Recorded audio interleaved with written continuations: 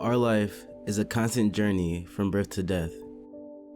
We are experiencing a shift in our consciousness living in quarantine for COVID-19.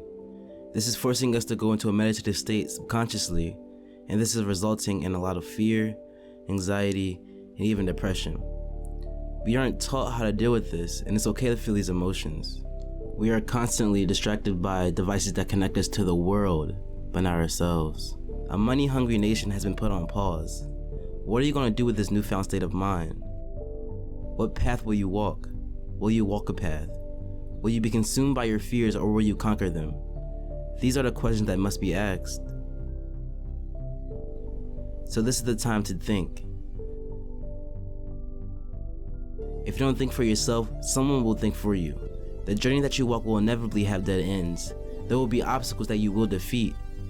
You must keep going because there is no other option. You will be tested again and again and again. You are a powerful being whether you know it or not.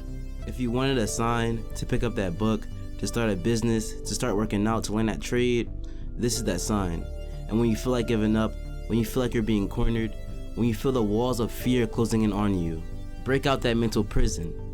You are any and everything you think you are. Stop saying you will do this, or you will do that, or I'm not this, or I can't do that. You're limiting yourself. Instead say, I am doing this, I can do that. And then when you finally accomplish that dream, that goal, when it feels like you're at the finish line, it's the end of that journey, you do it again.